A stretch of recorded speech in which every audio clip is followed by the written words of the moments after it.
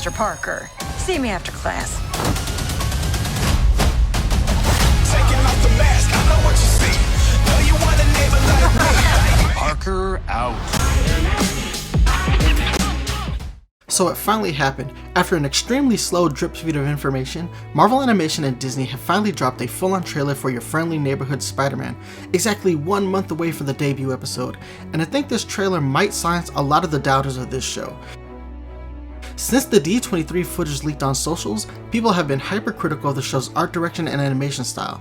It's like they expect the TV show to match the visuals of the Spider-Verse films, and others just want nothing more than for Disney to bring back Spider-Man the Animated Series like they did with X-Men '97, even though that show ended almost perfectly and doesn't really need a comeback.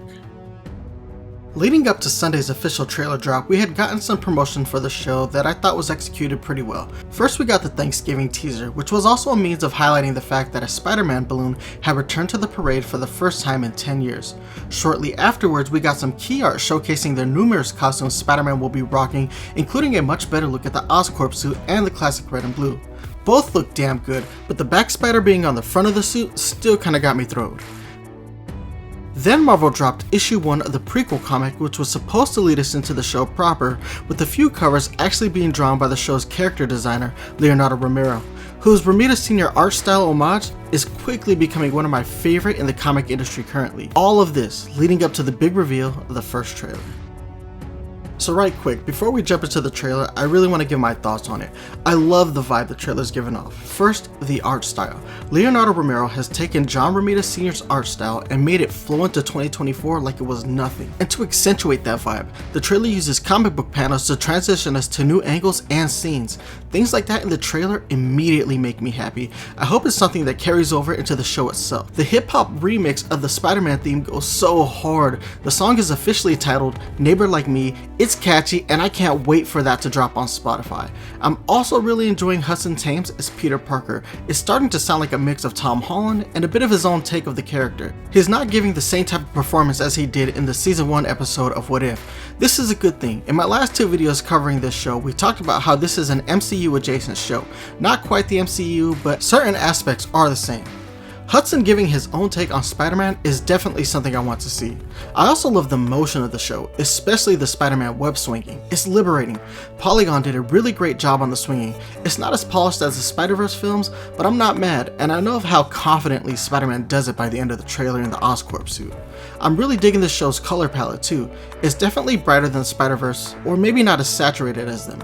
But that allows this show to stand out because it feels brighter and harkens back to the vintage comic book art style from the 60s. So this trailer for me does the job. It gets me hyped, and I can't wait till January 29th to start watching. I know I'm all over the place with this, but my immediate reaction is that I really am genuinely happy with this trailer. I can see so many different influences from classic comics to the Spider-Verse films. Spider-Man has a long legacy, and I'm seeing a lot of it in this 2-minute trailer. As for the trailer itself, I don't want to do a full-on breakdown, that's no fun, but I do want to point out some highlights that I really enjoyed. And right away, I love this opening shot. We start in a comic book store and the camera pans over a long box showing us a cover for issue 1 of Your Friendly Neighborhood Spider-Man. So this is dope for 2 reasons. Obviously, it pays homage to Amazing Fantasy 15, which is the first appearance of Spider-Man, but it's also a real-life comic book variant cover of Your Friendly Neighborhood Spider-Man's prequel comic, the cover drawn by Leonardo Romero, who is in fact the character designer for this new show.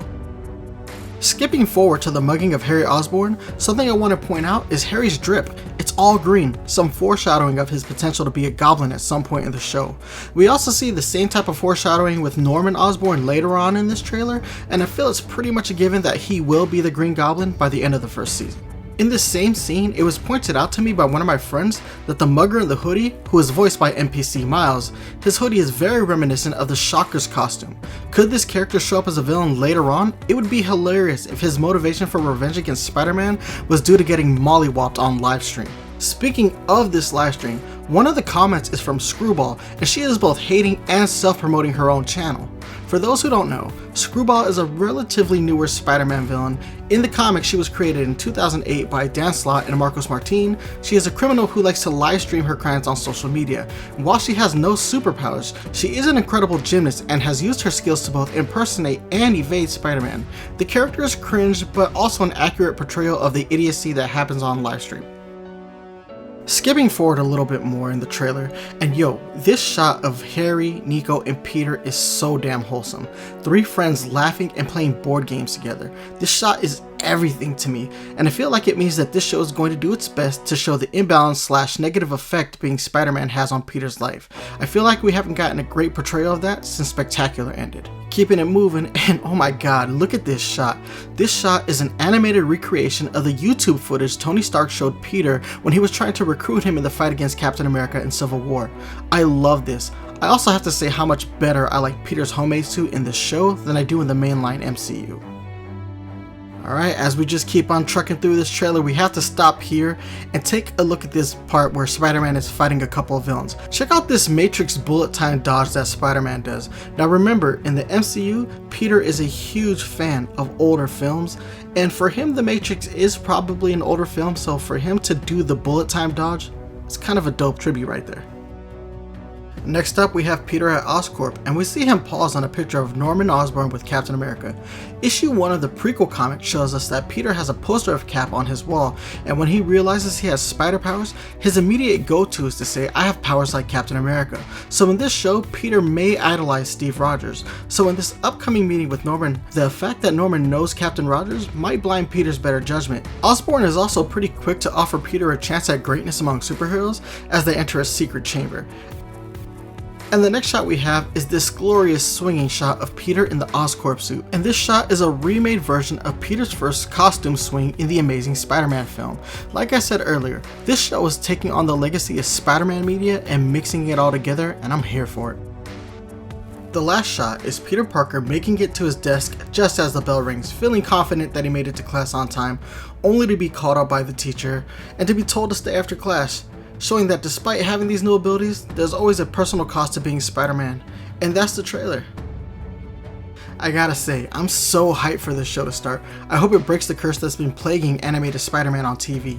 Marvel also announced that there will be 10 episodes of the show. That information came out this morning, December 31st, 2024. So it's not as long as your average 13 episode season for most animated shows, but it's definitely long enough to tell some interesting stories and set up a second season, which I hope we get.